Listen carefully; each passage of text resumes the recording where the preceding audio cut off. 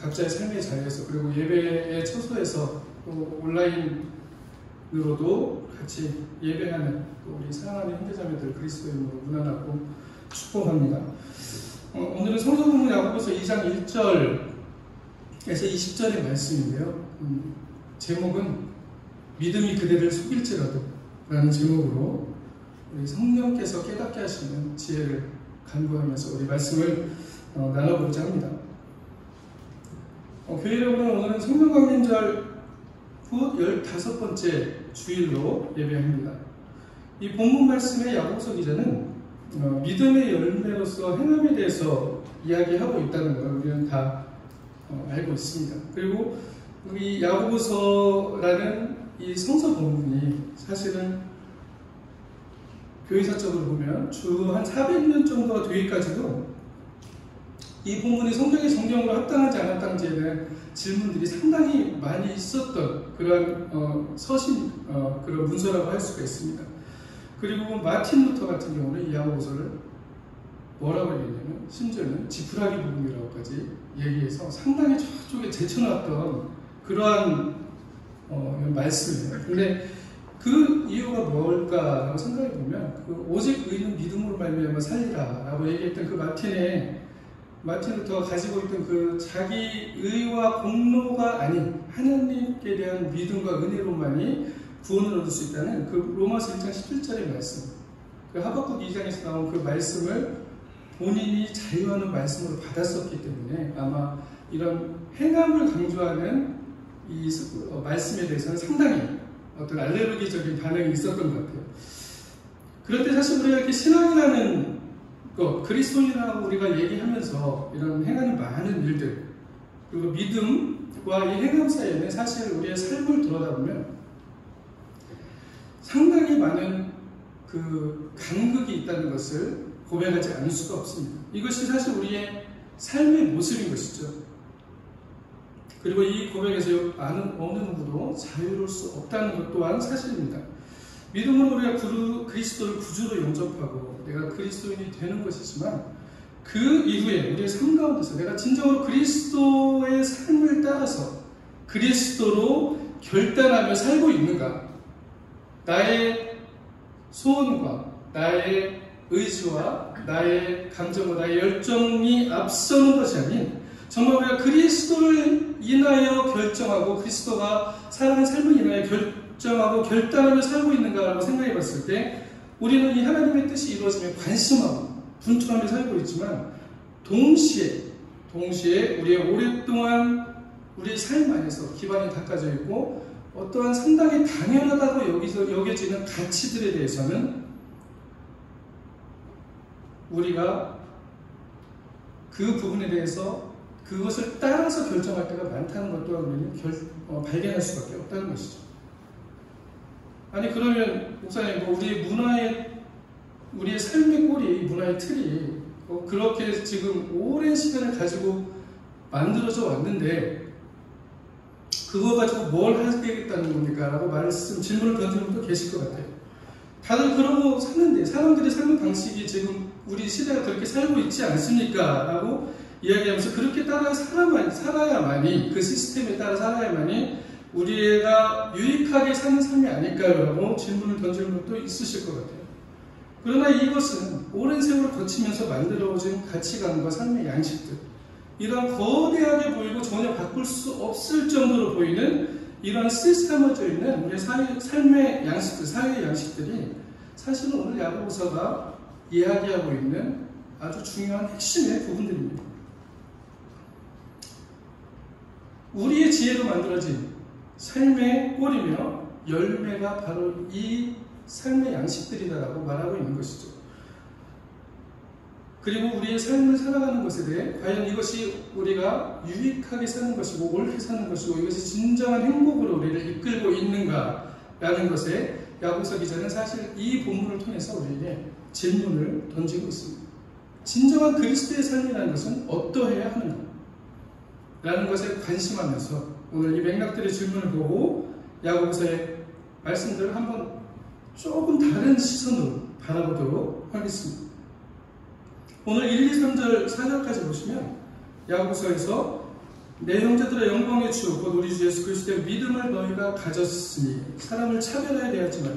만일 너희 회당에 금가락지를 끼고 아름다운 옷을 입은 사람이 들어오고 또 남루한 옷을 입은 가난한 사람이 들어올 때 너희가 아름다운 옷을 입은 자를 눈여겨보고 말하되 여기 좋은 자리에 앉으소서 하고 또 가난한 자에게 말하되 너는 거기에 서 있든지 내 발등상 아래 앉으라 하면 너희끼리 서로 차별하며 악한 생각으로 판단하는 자가 되는 것이니라 라고 말하고 있습니다.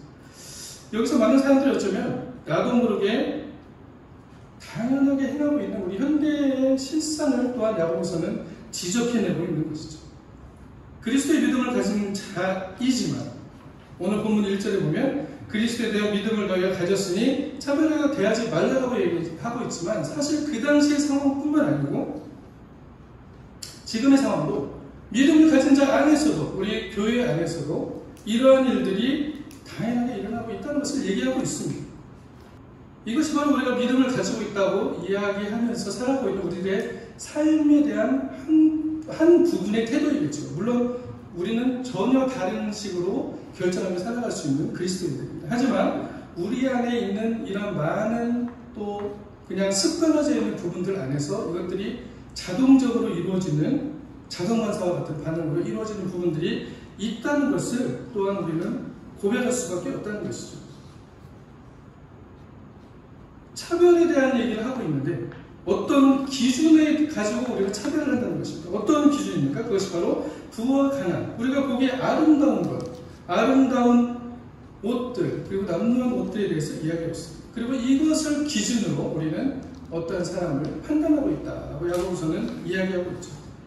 여기서 말하는 가치 판단의 기준이 사실 지금 현대를 지배하고 있는 가치의 기준이라고 우리도 얘기할 수도 있을 것입니다. 어떤 사람이 보기 좋은 것을 가지기로 하고 또 우리 좋은 것들을 입고 살아가기로 하고 또 부유함을 추구하는 것들, 야고보서는 우리가 이런 것들을 눈여겨보고 있다라고 이야기하고 있습니다. 현대의 삶의 방식이 이렇다는 것이죠. 그것이 주류를 이루고 있다는 것이죠. 그러나 야고보서가 강조하고 싶은 것은 사실은 이것이 성서의 기준이 아니다. 하나님의 나라가 기준에 합당하지 않다는 것을 이야기한다는 것입니다. 이 기준으로는 하나님의 나라가 이루어지는 열매들을 맺혀질 수 없다는 것을 얘기하고 있는 것이죠. 우리는 하나님의 나라를 바라면서 하나님의 뜻이 이 땅에 이루어짐을 기도하는 그리스도인이지만 나도 알지 못하는 상태에서 아주 자연스럽게 이러한 가치 판단의 터전 위에서 살아가고 있다는 것입니다. 아니면 이러한 오히려 이런 가치 판단의 기준 위에서 하나님의 나라를 세우겠다고 몸부림치고 있는지도 모르죠. 예수님은 이러한 많은 가치 판단의 기준들에 대해 하나님의 나라의 방식으로 돌파하신 유일하신 분이셨습니다. 그의 방법으로, 그의 삶의 방식으로 어떻게 그리스도인들이 살아가야 할지를 보여주신 분이시죠. 제자들이 예수님과 다니면서 그렇게 관심있던 주제가 무엇이냐면 복음서에서 여러분들이 많이 발견하시겠지만 누가 가장 큰 자인가 라는 것이 그들의 가장 큰 관심이었습니다. 누가 가장 큰 자인가? 누가 예수님의 오른편과 오른편에 앉을 것인가? 이 관심에서 예수님의 말씀을 바로 옆에서 듣는 제자들도 벗어나지 못했다는 것입니다. 당연하게 여겼다는 것입니다. 예수님께서 세례받으신 이후에 가장 먼저 사탄의 광야에서 시험을 받으시면서 하였던 그 시간들, 그리고 그것을 통해서 말씀으로 이 세상의 지혜와 이 세상의 가치들을 돌파하신 후에 하나님의 나라를 전하기 시작하셨다는 것을 우리는 발견할 수가 있습니다. 이 루어버커 워십 스테이션은 저에게는 그래서 상당히 깊은 의미가 있습니다. 왜 그러냐면 전혀 다른 이 가치 판단의 기준 위에서 우리가 다른 연합의 방식들을 추구하려고 모인 여러 존경하는 목사님들, 그리고 우리 사모님들, 그리고 여러 성도님들과 함께 새로운 어떤 미지의 것들 향해 달려나가고 있기 때문이죠. 기존에 있는 방식들이 아니라는 것입니다. 그러나 공동체와 공동체가 서로 연합할 수 있고 그 공동체와 공동체가 연합할 수 있는 가장 중요한 연결 그 중간에 계시는 분이 바로 그리스도로 인하여 예수님으로 인하여 우리가 우리의 관계성 안에서 공동체와 공동체의 연합을 발견할 수가 있다는 것을 우리의 행함으로 드러내고 있다는 것입니다. 그러한 의미에서 상당한 의미가 있는 운동이라고 저는 생각을 하고 있습니다. 성서적이라고 얘기하는 것이 아마 그런 의미일 것입니다. 성 아우구스티누스나 마틴 루터 같은 사람들은 그래서 인간이라는 존재를 어떤 식으로 발견했냐면 구부러진 마음을 가지고 있다라고 얘기했습니다. 지극히 우리가 그 지혜를 가지고 우리의 생각과 우리가 만들어낸 지혜들은 결국 하나님으로부터 떨어져 나온 왜곡된 지혜를 가지고 이 세상의 문화들을 만들어가고 있다는 것이죠. 그것의 열매는 지금 우리가 보고 있는 현실들이라는 것입니다. 자기를 향해 구부러진 마음. 보네퍼, 디트리히 보네퍼는 나치 저항하다 고백교회를 만들고 해방되기 얼마 전에 형장에 있어서 사라졌죠. 그 보네퍼는 이런 인간의 사고와 지혜를 그의 창세기 주석에서 이렇게 얘기합니다. 선악을 알게 하는 나무를 통해서 오히려 왜곡된 지혜를 얻었음을 이야기하는 것이죠. 하나님과 같이 되고 싶어 했지만 그 지혜는 하나님과 같이 되는 지혜가 아니었다는 거죠. 인간 스스로 이처럼 완전하게 하나님을 발견할 수 없는 존재가 되어버렸고 일그러진 하나님의 형상으로 살아가게 되었다. 그리고 이 결과들이 결국 이러한 우리들의 삶의 결과들을 만들어낸다. 어떤 삶입니까? 3, 4절에 보시면 너희가 아름다운 옷을 입은 자를 눈여겨보고 말하되 여기 좋은 자리에 앉으소서 하고 또 가난한 자에게 말하되 너는 거기 서 있든지 내 발등상 아래 앉으라 하면 너희끼리 서로 차별하며 악한 생각으로 판단하게 되는 것이 아니냐라고 말하는 것입니다.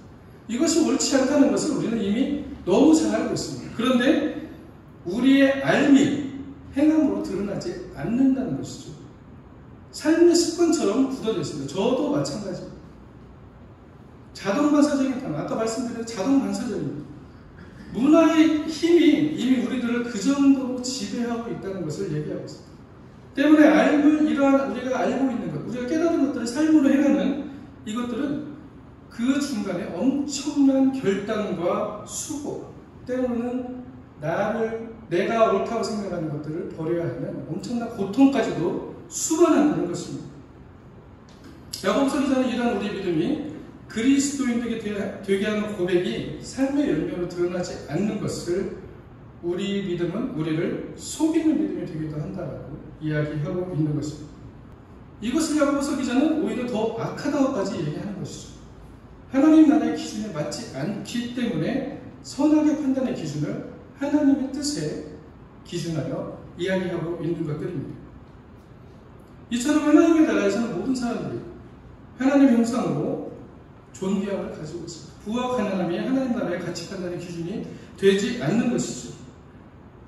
그것이 이루어지지 않는 세상이 살기 때문에 많은 이들이 다른 이보다 더 큰 자가 되고 누가 더 큰 자인가에 관심하며 살아가고 있다는 것입니다. 그렇게 되어야만이 내가 조금 더 나은 삶을 영위할 수 있다라고 생각하는 것이 우리가 알지도 못하는 가운데 우리 문화 속에 들어있다는 것입니다. 오히려 어쩌면 DNA 속에 들어있을지도 모르겠습니다.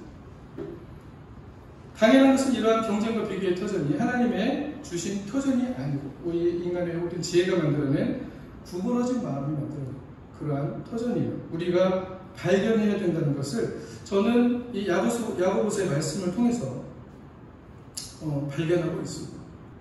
5장에서 5절에서 9절의 말씀을 조금 더 가보겠습니다. 내 사랑하는 형제들아 들을지어다. 하나님이 세상에서 가난한 자를 택하사 믿음을 부유하게 하시고 또 자기를 사랑하는 자들에게 약속하신 나라를 상속으로 받게 하지 아니하셨느냐. 너희는 도리어 가난한 자를 업신여겼도다. 부자는 너희를 억압하며 법정으로 끌고 가지 아니하였느냐. 그들은 너희에게 일컫는 바 그 아름다운 이름을 비방하지 아니하느냐.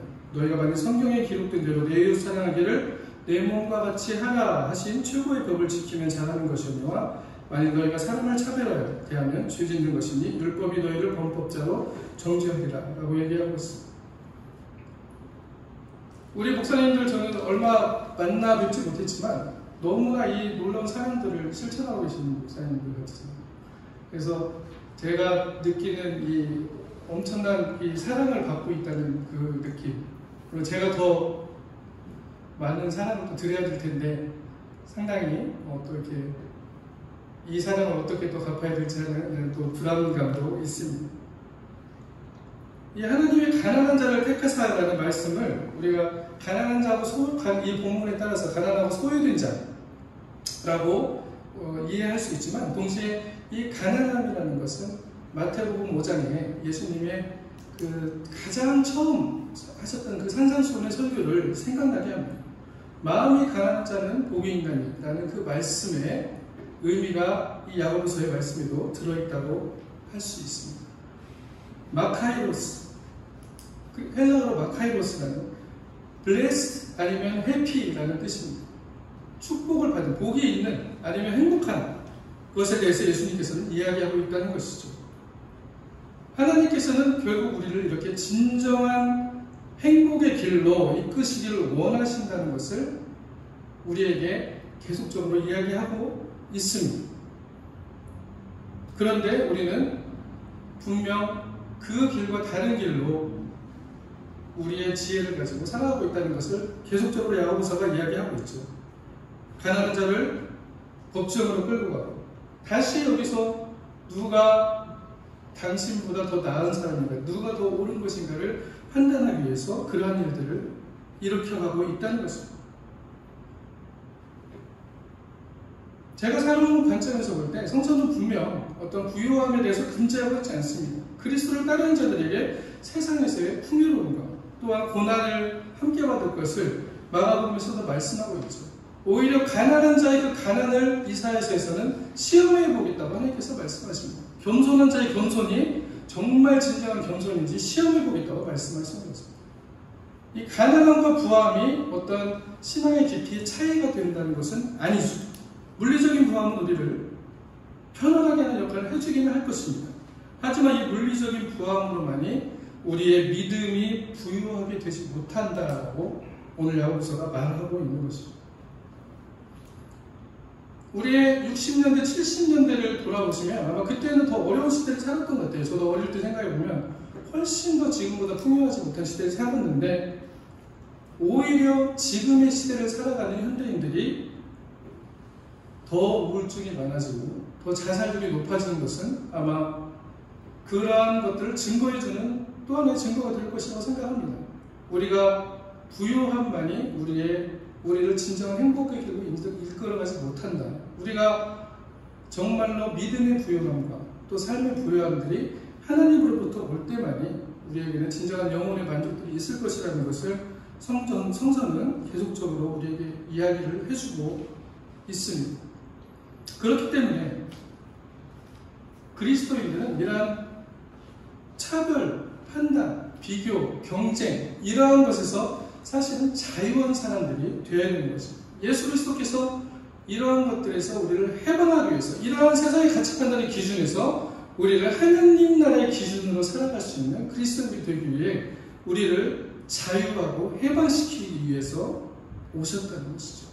하나님의 말씀이 육신으로 살아 보여주시면서 이 땅에서 그 말씀이 어떻게 실현되는지를 우리에게 보여주셨다는 것입니다.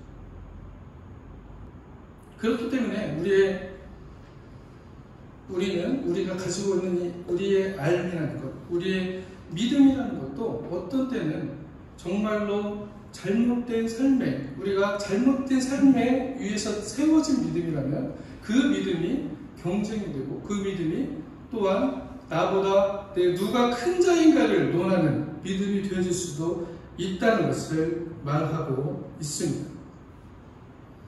13, 14절에 보시면 긍휼을 행하지 않는 자에게는 긍휼 없는 심판이 있으리라. 긍휼은 심판을 이기고 자랑하느니라. 내 형제들아, 만일 사람이 믿음이 있노라 하고 행함이 없으면 무슨 유익이 있으리요? 그 믿음이 능히 자기를 구원하겠느냐라고 야고보서 기자는 이야기하고 있습니다. 상당히 역설적인 언어를 사용하고 있습니다. 자유와 율법을 같이 이야기합니다. 율법이라는 것은 지켜야 되는 것이고 어떤 규제인데 그 안에서 자유를 이야기하고 있는 것이죠. 이러한 사람들의 삶이 과연 어떻다는 것을 이야기하는 것일까요? 더 이상 이러한 세상에 우리가 알고 있는 당연하다고 이야기하는 그 기준에 매인 것이 아닌 그리스도의 매인 삶들을 이야기하고 있는 것입니다. 독일 신학자 디트리히 보네퍼는 그래서 그것을 빈둥 안 크리스투스라고, 예수에게 매인 삶이라고 이야기하면서 그 부분을 자기의 삶의 가장 핵심적인 부분으로 가지고 살았던 목사님이셨고 신학자이셨습니다. 이러한 사람들은 자기가 믿고 있고 자기가 지혜롭다고 생각하는 그 지혜로부터 사실은 탈출한 자들이라고 이야기할 수가 있겠습니다. 나의 중심으로부터, 구부러진 마음으로부터, 나에 매여져 있는 마음으로부터 탈출한 사람들, 그러한 사람들이 예수 그리스도에 매일 수 있는 하나님의 은혜 앞으로 나아갈 수 있다는 것이죠. 내가 율법을 경험한 자임을 발견하고 내가 스스로 죄로부터 자유 없음을, 나 스스로 할 수 없음을, 나의 행함과 능력을 할 수 없음을 발견하고 그리스도의 십자가 앞에서 새로운 존재가 되어집니다. 그것은 엄청난 지혜의 회복이 되어진다는 것을 이야기하는 것입니다. 그들의 삶은 이제는 하나님의 시선으로 이 세상을 바라볼 수가 있다는 것이죠. 물론 말은 쉽습니다. 누구나 얘기할 수 있습니다. 그렇지만 이런 우리가 가지고 있는 일을 알면 삶보다 쉽습니다. 생각은 가능합니다. 그러나 이것을 행한다는 것, 이렇게 내가 생각하고 내가 결단하고 내가 고백한 것을 행하며 살아간다는 것은 궁극적으로 나의 결단과 나를 버려야 되는 희생까지를 요구한다는 것입니다. 이처럼 우리는 매 순간이 그리스도로 결단되어지는 삶을 살아야 하는 것이죠. 우리가 그렇게 살아갈 때만이 이웃을 긍휼히 여기시는 마음들을 더욱더 가질 수가 있고, 또 우리에게 그리스도가 나를 대신하여 이웃사랑의 실천들을 할 수 있는 힘들을 준다는 것입니다. 이것이 바로 성령의 열매가 처음으로 사랑을 이야기하는 이유일 것입니다. 그리고 사랑을 율법의 완성이라고 이야기하는 이유이기도 할 것입니다. 세상은 참으로 그렇게 우리가 생각한 것처럼 그러나 공평하게 돌아가지는 않는 것 같습니다. 하나님이 통치하시는데 왜 이런 일들이 일어나는가 라고 탄식하는 분들이 많습니다. 저도 많은 고민을 가지고 이 하나님은 도대체 어디 계신가라는 생각들을 참 많이 해봤었습니다. 여기는 계셔야 되는 거 아닙니까? 이 정도 일들이 일어나는데 하나님이 오셔가지고 뭔가 좀 했어야 되는 거 아닙니까? 라는 불안한 일들, 정의롭지 못한 일들을 많이 우리는 경험하고 삽니다. 시편 기자도 악인이 왜 형통한가에 대해서 탐험하면서 시편의 기사를 썼죠. 그러나 이 야고보서는 분명히 오늘에게 이야기하고 있습니다. 이것이 바로 하나님으로부터 떨어져 나온 이 지혜, 이에 왜곡된 지혜, 구부러진 마음, 자기중심적으로 살아가려는, 누가 큰 자인가에 관심하고 누가 더 부하는가에 관심하고 누가 더 지혜로운가에 관심하는 우리의 삶의 꼴들이, 우리의 지혜들이 만들어낸 것이라는 것을 지적하고 있다는 것입니다. 성서에서는 이것을 사탄에 속한 세상이라고도 이야기하죠. 이러한 것들을 악한 것이라고 이야기하고 있다는 것입니다. 모든 사람들이 하나님께서는 구원받기 원하신다고 말씀하셨는데 그 이유는 하나님의 지혜로 모든 사람들이 회복되었습니다. 모든 사람들이 서로 하나님의 사랑 안에서, 그리스도 안에서 살아가기를 원한다는 것을 말씀하고 있는 것입니다. 이처럼 제가 그냥 이렇게 삶을 살아오면서 느낀 거는 제가 알고 있는 것은 완전하지 않다는 것입니다. 그리고 제가 가지고 있는 믿음 또한 완전하지 않습니다. 매 순간을 고백하며 살아가지만 사도 바울이 고백한 것처럼 우리는 두렵고 떨림으로 우리의 구원들을 이뤄가는 우리의 삶의 순간순간이 되어야 한다는 것이죠. 이러한 오류투성이이고 문제가 많은 우리들을 불러서 그리스도 안에서 그리스도의 사랑을 실천하고 그리스도의 사랑을 실현하며 연합하며 살아갈 수 있는 많은 터전들을 하나님께서는 사실은 보여주고 계신다는 것입니다. 그것만이 우리 그리스도인들이 이 땅에서 하나님의 나라를 이루어가는 방법이기 때문일 것입니다. 그렇기 때문에 믿음이 그대를 속일지라도 슬퍼하거나 노여워하지 마십시오. 우리의 믿음은 때때로 우리를 속여왔습니다. 우리의 알면 때때로 우리를 속여왔습니다. 그리고 앞으로도 우리를 속이려고 많은 시도를 할 것입니다. 왜 그러냐면 이 믿음이라는, 오늘 성서 본문에서 하나님의 뜻대로 행하지 않는 믿음은 허탄한 것이다, 허탄한 믿음이라고 얘기하고 있기 때문입니다. 오히려 야고보서에서는 귀신들도 믿음이 있다고 얘기합니다. 하나님을 믿고 떤다고 얘기합니다. 주님은 나더러 주여 주여 하는 자가 천국에 갈 것이 아니다. 아버지 뜻대로 행하는 자가 천국에 갈 것이라고 말씀하셨습니다. 주님은 그렇게 하나님이다. 하나님의 뜻이 이 땅에 이루어지기를 기도하라고 우리에게 가르쳐 주셨습니다. 오늘 야고보서 기자가 말하는 하나님의 뜻은 우리가 믿음을 고백하며 긍휼과 사랑을 행하는 사람들입니다. 이웃의 필요를 채우는 사람들이라는 것입니다.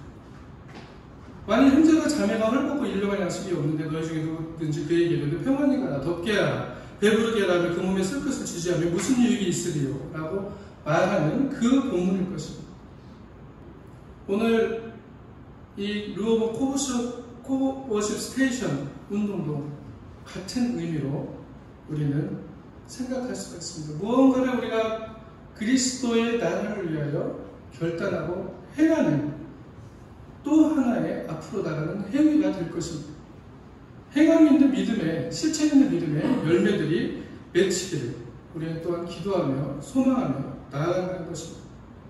교회의 연합 차원이 아닌 그냥 공간과 어떤 시간, 어떤 공간을 공유하고 예배 시간을 나누는 그런 차원이 아닌 정말 그리스도로 인하여 우리가 하나가 되어져 있습니다. 그리고 새로운 그리스도의 색깔, 새로운 그리스도의 향기가 우리를 통하여 드러나기를, 그리고 새로운 이런 복 있는 이러한 일들에 동참하는 복 있는 사람들이 넘쳐나는 정말로 저는 간절히 소망합니다. 오늘 견고한 짐과 같이 우리의 삶에 당연한 듯이 딱 버티고 서 있는 저 높은 그 누가 가장 큰 자인가 비교와 경쟁의 터전 위에서 우리는 어떠한 삶을 살아가야 되겠습니까? 이 삶의 기준이 모두가 살아갈 수 있는, 모두가 행복할 수 있는 자유와 행복을 주지 못한다는 것을 우리는 알고 있습니다. 분명히 어떤 분들은 행복할 거예요. 하지만 그보다 더 많은 분들이 그 안에서 자유와 행복을 누리지 못한다는 것이 바로 하나님의 나라에 가깝지 않다는 것이죠. 세상은 성서가 이야기하는 자유케 하는 기쁜 소식을 그렇기 때문에 들어야 합니다.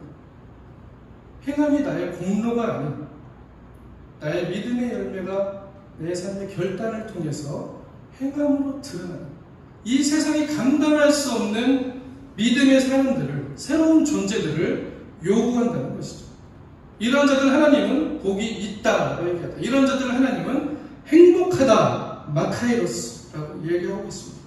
세상이 주는 안정이 아닌, 세상이 주는 안정이 아닌, 안전이 아닌 평안을 하나님께서는 약속하고 계신 것이죠. 그러한 그리스도인들의 눈과 마음은 분명 하나님의 눈과 마음이 향하는 곳에 있을 것입니다. 아직도 이루어지지가 않았고, 그러나 지금 이루어지고 있고, 그리고 장차 그리스도의 오심으로 완전히 이루어질 이 하나님의 나라를 향해 하나님의 마음과 눈은 있습니다. 소외된 곳과 필요가 있는 그 강도 만난 자와 같은 그런 사람들에게 하나님의 마음과 눈이 있다는 것이죠. 그날을 위해 우리의 삶이 조정되어진 지혜로운 자, 하나님의 지혜를 소유하는 그리스도인들이 되어야 할 것입니다. 이렇게 복의 분만신 하나님께 연결돼서 진정으로 우리의 삶이 삶으로 이어지고 믿음이 진정한 사랑의 실천으로 이어지는, 그래야 하나님의 나라가 우리의 삶에서 이루어질 수 있는 그런 놀라운 복이 있는 사람들이 되기를 또 주님의 이름으로 간절히 축원합니다.